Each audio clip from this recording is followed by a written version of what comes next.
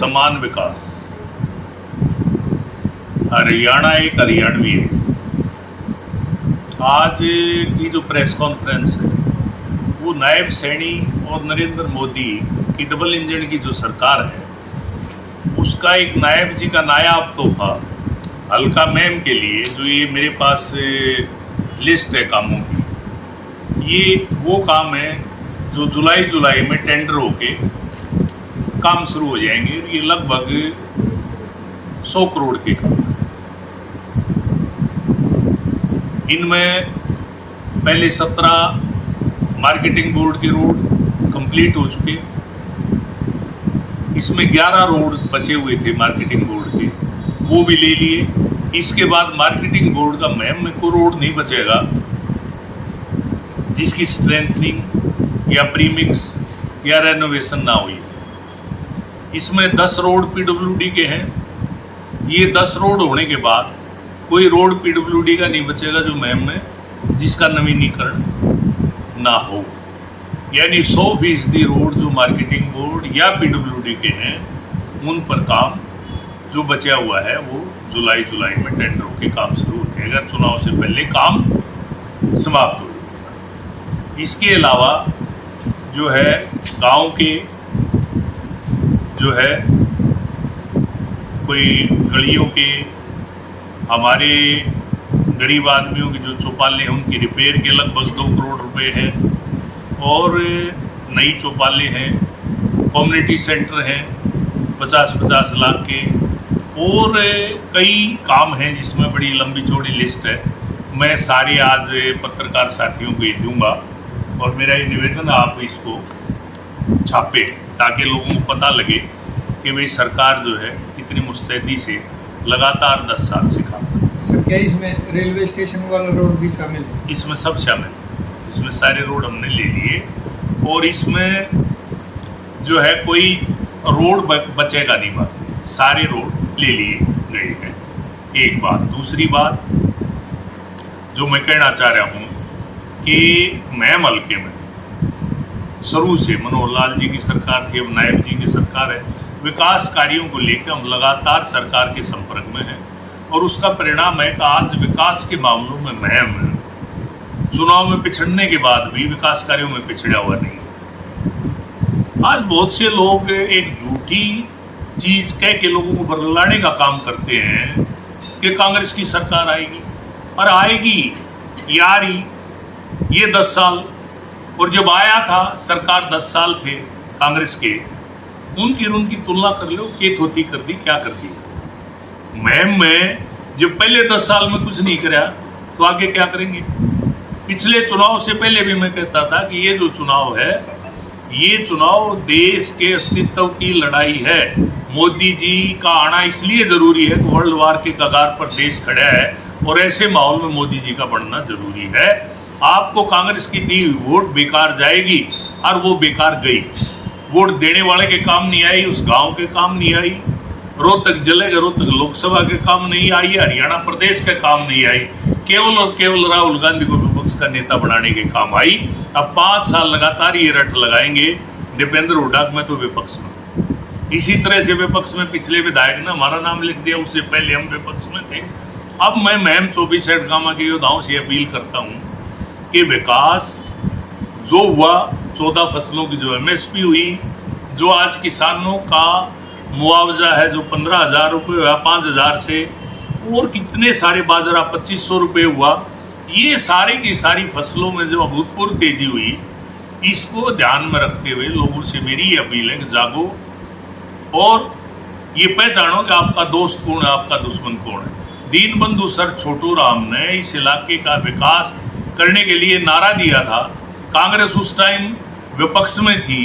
Deenbandhu sir Chhotu Ram ने party बनाई सिकंदर हयात खां के नेतृत्व में जमींदारा पार्टी, और उस पार्टी में रेवेन्यू मिनिस्टर के तौर पर दीनबंधु सर छोटू राम ने किसानों का इतने काम किए जो आज तक याद किए जा रहे हैं। और सिकंदर हयात खां के बाद अब एक मौका आया कि ऐसी सरकार आई जो गरीब आदमी की सरकार, आम आदमी की सरकार है। आज जो है नायब सिंह सैनी, एक गरीब के घर में पैदा होने वाला नौजवान, किसी ने कल्पना नहीं की थी इस प्रदेश का मुख्यमंत्री हो सकता है।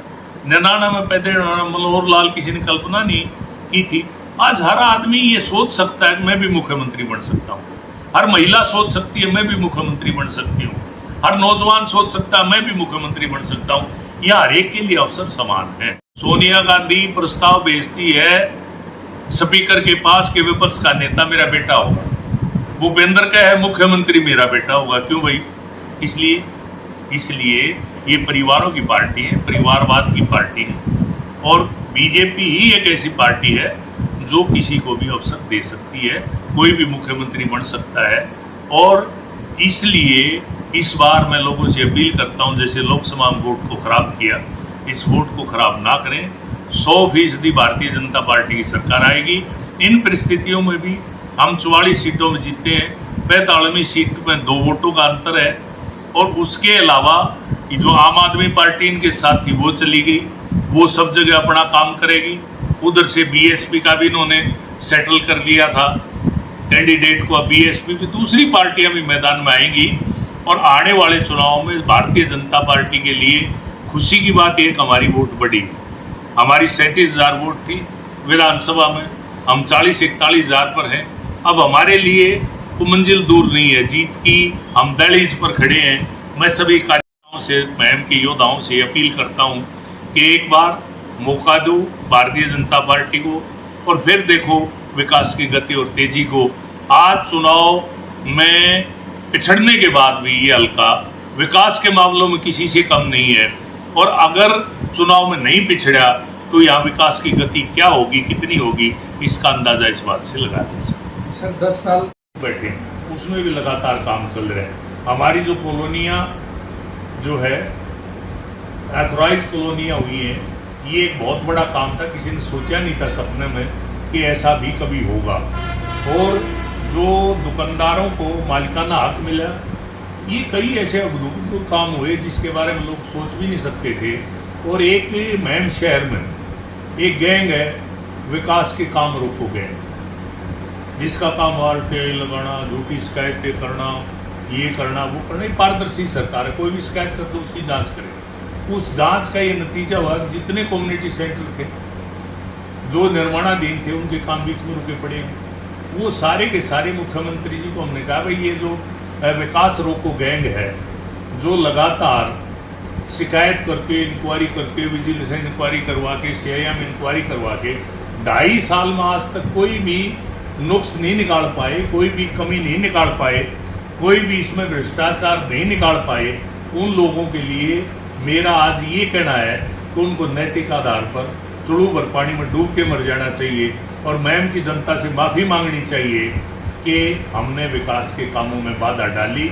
और अब नायब सिंह सैनी जी की सरकार ने कहा है कि जो रुके हुए काम हैं, जो विकास रोको गैंग ने रुकवा दिए हैं, ये काम तेज़ी से होंगे और बहुत जल्दी हमारी जो म्यूनिसिपल कमेटी है उसके जो हमारे घोषणाएं हैं, जो रुके हुए काम हैं, वो बहुत जल्दी इस महीने में उनके टेंडर लग के उस पर भी काम शुरू हो। सर महम का जो बस स्टैंड की मांग है वो काफ़ी पुरानी है। देखिए बस स्टैंड का भी एक मुद्दा है और एक ये आपने जितने काम गिनाए, विकास के काम सैकड़ों हैं, आपने चंद काम गिनाए, तो 3 महीने के बाद आप बीजेपी के कैंडिडेट को यहाँ से जतवाइए अरवाड़ जी, उसके लिए भी छोड़ दो थोड़े से काम ताकि उसके हम कर सकें। और सारे काम जो हम करवा देगा अल्लाह क्या करेगा, उसके लिए तो फिर कोई काम नहीं बचा। ये 2, 4, 5 काम हैं जो हमारी जैन में हैं जिनके ऊपर काम हो रहा है। एक हमारा उजाला नगर जिसके गवर्नर से नोटिफिकेशन होगी, सब कुछ हो गया, लेकिन उसमें एक 21 की मास्टर प्लान में रोड दिखा रखे है जिसकी वजह से उसके नक्शे बनने में बाधा आ रही थी। कल मुख्यमंत्री जी से मैं मिला हूँ, परसों मिला था, तो उन्होंने कहा है यशपाल जी को जो डायरेक्टर हैं इसके कि भाई इसको जल्दी से जल्दी एग्जामिन करवा के डीटीपी से बात करके इस ऑब्जेक्शन को हटा के इस कॉलोनी को पास करवा जाए। तो मैं ये कह रहा हूँ कि हर काम, यहाँ कोई ऐसा काम नहीं है विकास का जिसमें कोई अड़चन है जो मेरी जहन में नहीं है, क्योंकि मैं यहाँ अब नवंबर में मुझे राजनीति में 50 साल हो जाएंगे। 50 साल से राजनीति में और इस गली गली से, चप्पे चप्पे से वाकिफ हूँ। मेरे सामने किसी गांव को, किसी व्यक्ति को मांग करने की जरूरत नहीं, मुझे पता है किस गांव की क्या जरूरत है, और उन सब ज़रूरतों को पूरा करने के लिए मैं लगातार सरकार के संपर्क में हूँ। और मैं धन्यवादी हूँ सरकार का कि बार बार चुनाव में पिछड़ने के बावजूद भी मैम को विकास में नहीं पिछड़ने दिया, और मैम आज भी विकास की गति तेजी से चल रही सर हुड्डा ने किया। लेकिन हुड्डा सेक्टर में पीछे हमने पोर्टल पे खुलवाया था कि कोई भी ज़मीन देना चाहे, अब सरकार ने ये कर दिया कि सरकार किसी किसान की ज़मीन एक्वायर नहीं करेगी, अपनी मर्जी से बेचो, जैसे बाजार में भाव में बेचते हैं। तो जो पोर्टल था, पोर्टल में लोग आज ज़मीन दे दें, कल सेक्टर बन जाएगा, कोई दिक्कत नहीं। तो विकास के काम लगातार तेजी से चल रहे हैं। जो काम बचे हुए हैं उन पे भी, जैसे आपने पानी की बहुत पुरानी समस्या पिछले 10 साल में जब कांग्रेसियों की सरकार थी तब भी थी, ऐसा नहीं आज नहीं हुई है, आज भी थी। लेकिन नहीं उठाए सर ये मुद्दे हमने उठाए, लेकिन आज नहीं थे, लगा हुआ हूँ, तब भी बहुत उठाए, लगा हुआ हूँ आज भी मैं उन पर, और काम हो रहा है उसमें। टेंडर एस्टीमेट, सीवरेज के एस्टीमेट, वाटर वर्क्स के एस्टीमेट, ये सारे गांव में जो वाटर वर्क्स बढ़ रहे हैं, लगभग 300 करोड़ के काम केवल पानी के हमारे में मलके में निर्माणाधीन है। किसी के एस्टीमेट बन रहे हैं, किसी के टेंडर लग रहे हैं, किसी का काम शुरू हो गया, किसी का काम ख़त्म होने वाला है। तो ये एक बहुत बड़ी जो उपलब्धि है मोदी और नायब सैनी सरकार की। और नायब जी ने जो अड़चनें थी छोटी छोटी, कोई दिक्कतें थी लोगों की, कहीं फैमिली आईडी की, कहीं इसकी कहीं उसकी, वो अब सारे की सारी समस्याओं का समाधान जो है उन्होंने चुटकियों में कर दिया। और मेरे ख्याल में इस महीने के अंत तक जो लोग डीसी को या एसडीएम के माध्यम से अपनी समस्याएं लेके जा रहे हैं, और पिछले 1-1.5 साल से या रादावी दफ्तर में लगातार लोगों की गांव-गांव जाके हम ये ठीक कर रहे हैं। अब ये जो अड़चनें आ रही थी जिनको हम भी ठीक नहीं कर पा रहे थे, वो अब जो फैमिली आईडी, इनकम वगैरह की जो प्रॉब्लम थी, वो हमारे यशस्वी मुख्यमंत्री नायब सैनी जी ने ये आदेश जारी कर दिए कि अगले के एफिडेविट को ही प्रमाण माना जाएगा, एफिडेविट दो और ये सारी की सारी समस्याएं हल हो जाएगी। क्या चुनाव से पहले तोहफा दे सकते हैं मैम को?